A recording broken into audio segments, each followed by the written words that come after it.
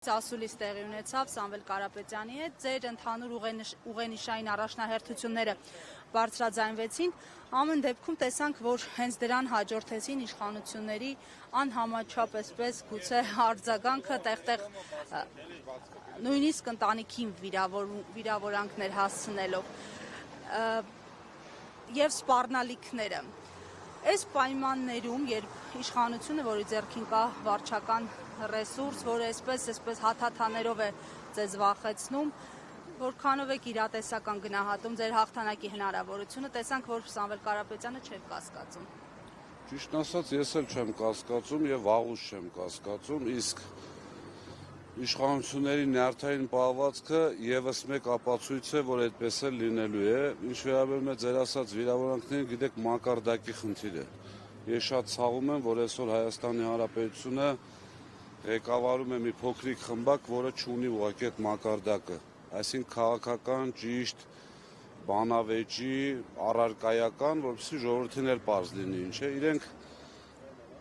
երկու խնդիր են լուծում, մեկ իրենց այսպես ասած նյարդային վիճակն են փորձում բացատրել, չնայած դա արդեն պարզ է բոլորի համար, երկրորդը վախի մթնոլորտ սերմանել։ Հավատացած եղեք, որ մենք այդ մակարդակի չենք իջնելու, մեկ-երկու փոքր հումորային շատ գեղեցիկ բնորոշումներ, որ պարոն Կարապետյանը տվեց, շատ ճիշտ էր, բայց իրենց մակարդակին չենք պատրաստվում իջնել։ Պարոն Ղազինյան, նաև լրացնեմ, կառավարության նիստից հետո Նիկոլ Փաշինյանը ասաց, որ իրենց առաջ, կուսակցության առաջ նպատակ են դրել եւ դա իրենց ծրագիրն է, թույլ չեն տալու, որ նաև ձեր կուսակցությունը նույնիսկ խորհրդարան անցնելու շեմը հաղթահարի եւ կարողանա ընտրություններին այդքան տոկոս ձայն հավաքել եւ երկրորդ հարցնել եմ խնդրում, սնկերի հետ կապված Փաշինյանը հայտարարեց, որ պատրաստվում է դատի տալ Սամվել Կարապետյանին։ Նախազգուշացված չէ Սամվել Կարապետյանը, որ այդպիսի վտանգավոր հայտարարություններ չանի, ի վերջո նախընտրական շրջան է։ Նախ առաջինը ես չեմ պատկերացնում այդ թույլ չտալը իրենց իսկ հռչակած ժողովրդավարական բաստիոնում ոնց կարող է իշխանությունը թույլ տալ կամ չտալ մի բան, որը իրենից կախված չի։ Այսինքն այս պահից հայտարարում է, որ ժողովրդի քվեն գողացվելու է, թող փորձի։ Դե մարդկանց ինչքան ժամանակ է արդեն, Սամվել Կարապետյանի հայտարարության օրվանից մարդկանց համոզում է, բայց ամենաանկեղծ եւ ամենաճիշտ հաշվարկներով դա իր համար չի ստացվում ամենայն դեպս, ինչ վերաբերում է սնկերին, անկեղծ ասած, պարոն Կարապետյանը հայտարարեց մի բան, որը թերևս բոլորն են կասկածում։ Ուղղակի չգիտեին սունկ է, թե այլ միջոցներ է, ըստ որի այսպես փոքրիկ խմբակը ընկնում է հոգեխանգարմունքի մեջ, այնպես որ ես ոչ մի բանի վրա չեմ զարմանում, իրենց գործելավոճն է, իրենց մակարդակն է, թող փորձեն, անկեղծ ասում եմ ձեզ, այնքան վստահ ենք, որ մեզ տված քվեն հատ առ հատ պաշտպանելու ենք։ Այնուամենայնիվ դատական գործեր միգուցե հարուցվեն տարբեր այսպիսի արտահայտություններով, պատրաստ եք անցնել դրա միջով եւ ինչ եք ձեռնարկելու, այսինքն ռետորաբանության թուլացում ընդհանուր առմամբ պատրաստվում եք այս ֆոնին։ Հիմա ոնց եք պատկերացնում, եթե մի թիմ, մի քաղաքական ուժ, որը չի վախենում կալանավորվելուց, ինչպես կարող է վախենալ դատական քաղաքացիական հայցերից։ Այդպիսի խնդիր չկա, չբացեմ այսպես մարտավարական միջոցները, բայց ես գոնե մի միջոց գիտեմ, որով կարող է հիմնավորվել Սամվել Կարապետյանի ասած։ Բայց օրինակ Հալիձորում կուշտ եք, բայց ձեր Հալիձորում օրինակ այլ հարակից մանկապարտեզներում հավելագրումները հեծի ձեր տնօրինության օրոք այդ կուշտ լինելու շարքից են։ Իմիջայլոց փոքրիկ խմբակի ղեկավար ես էլ որևորդ անգամ ես ուզում եմ, որ մեր ժողովուրդը ուշադիր լինի, արդեն ըստ ինձ հանցակազմ պարունակող արարքներ է գործում, ինչի համար ձեզ ասեմ, որովհետև կասկածի տակ է դնում դատարանի որոշումը։ Վարչական դատարանը համենայն դեպս առաջին ատյանի հստակ արձանագրել է, որ հանրային ծառայությունները կարգավորող հանձնաժողովի որոշումը այդ կետով զրկել հեծին լիցենզիայից իրավաչափ չէ եւ չի ապացուցվել։ Ոչ միայն հերքում ենք, դա դատարանն է հերքել, իսկ դատարանի որոշումը այսպես կառավարության ղեկավարի կասկածի տակ դնելը համոզված եմ, որ հանցակազմ պարունակող արարք է նաև։ Հասկանում եք ուր ենք հասել։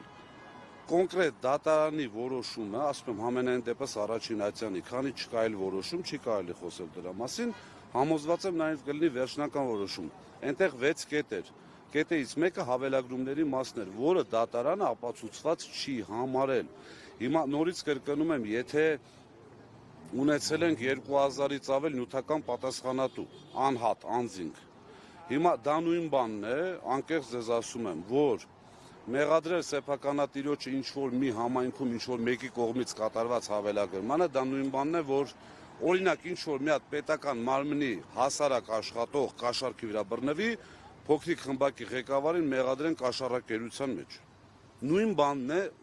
ուղղակի գիտեք ոնց խափում է, պարզ, սուտ է խոսում։ Պարոն Հազինյան, եւ տեղեկություն այդ կար, որ կառավարությունը հետցի 350,000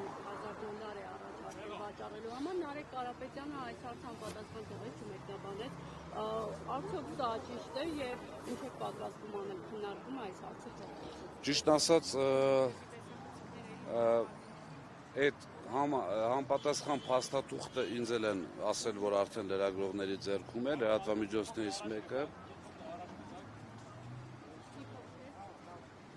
Լրատվամիջոցներից մեկը մենք չենք ցանկանում դա հրապարակել, հաշվի առնելով շատ հանգամանքներ, բայց հաշվի առնելով թուղթը հրապարակված է, ուղղակի հերթական անգամ պետության վերաբերմունքն է մասնավորի բիզնեսի նկատմամբ։ Նարեկ Կարապետյանը շատ ճիշտ է անում, որ չի անդրադառնում այդ թեմային, ինչի համար, որովհետև ինչպես բազմիցս ես նշել եմ, Սամվել Կարապետյանը բացարձակ խնդիր չունի իր ունեցվածքը պաշտպանելու։ Տեսնելով երկիրը ուր է գնում եւ ինչ վիճակում է, այստեղ խոսել հեծի կամ իր կորցրած կամ բանակցությունների մասին կարծում եմ ճիշտ չի։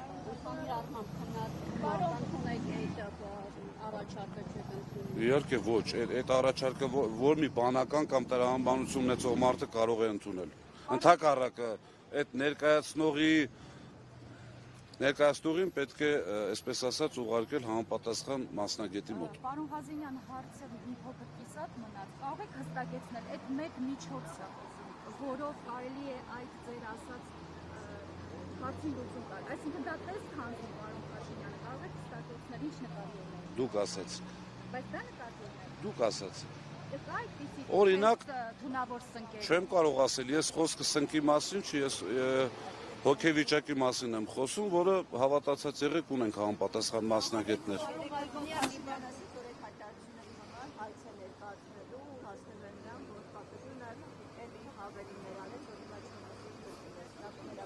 Ինչի չեք ուզի կրկնել, ոնց կարող է պատահի, կներեք 1000 անգամ, չեմ ուզում իջնել այդ մակարդակին, բայց ինչ անշնքում, եթե չեմ սխալվում, իրավական ձևով դատարանում ուտացնել եւ այլ եւ այլ։ Լավ է, երկիրը ընդհանրապես իրավապահ համակարգ չունի կամ իրենք իրենց կողքը գոնե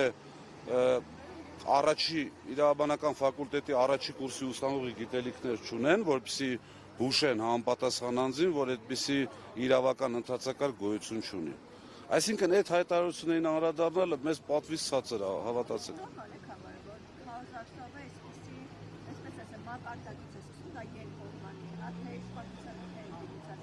Խոսույթով է քարոզարշավը մեկնարկում, այսինքն ոչ թե առաջարկներով ինչ-որ քաղաքացիներին, այլ փոխադարձ այսպես վիրավորանքներով։ Փոխադարձ վիրավորանք որպես մեր կողմից ամենայն դեպս վիրավորանք չկա, ասեմ ինչի համար,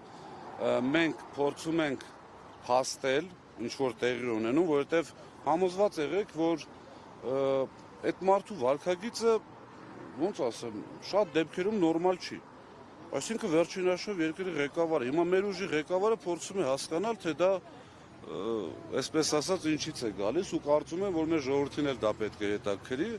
կարծում եմ ժամանակը գա եւ ամեն ինչ բարձ կլինի։ Թող դիմեն։ Համեցեք։ Ես կարող արդեն ասել եք մոտեցա, հեծի գնի հետ կապված մեր հարցներ իսկապես այդ գիններ առաջարկվել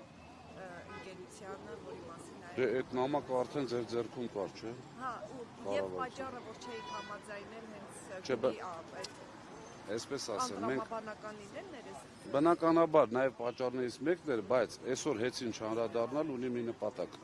հաշվի առնելով երկրում տիրող վիճակը, հաշվի առնելով մեր պետության արչև այսպես ծառացած մարտահրավերները, այսօր հեծի մասին խոսալ հավատացեք ճիշտ։ Լավ, քարոզարշավի մեկնարկը այսօր արդեն պաշտոնապես տրվեց։ Մի քիչ կմանրամասնեք, ինչ ձևաչափով են քանալու, ինչ եք առաջին հերթին փորձելու ընտրողներին հասցնել, որն է ձեր գլխավոր նկատի ունեմ գլխավոր խնդիրը, որ բացի այդ բանավեճերից նաև, չգիտեմ, ծրագրեր եւ այլն կարողանաք տեղ հասցնել, ինչ մոտեցմամբ եք։ Մեկնարկը, այսպես ասած, տրվեց 3 ձեր օգնությամբ, հաշվի առնելով, որ բոլորը ներկա եք պարոն Կարապետյանի ասուլիսին, չէ,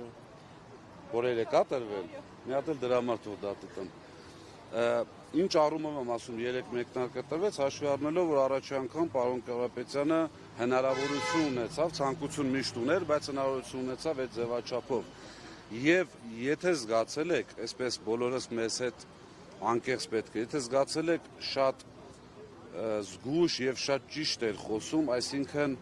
ասում էր բաներ, որ հիշում եք շեշտում էր 5 տարի հետո գա կհարցնեք, կտեսնենք։ Ես կարծում եմ, որ դա ոչ մեկ թող չնեղանա, բայց դա շատ նոր ձևաչափ է խոսել 100% ճիշտ, այսինքն չասել պոպուլիստական կամ քաղաքական ինչ-որ բան, ինչպես նշում են քաղաքականության մեջ այդպիսի բաներ որոշակի չափով թույլատրելի է, բայց մեր ուժը եւ իր ղեկավարը ասում է այնպիսի բաներ, որոնք 100% կատարվող են եւ կատարվելու են։ Ինչ վերաբերում է ընթացքին, Աստված մեզ հետ, մենք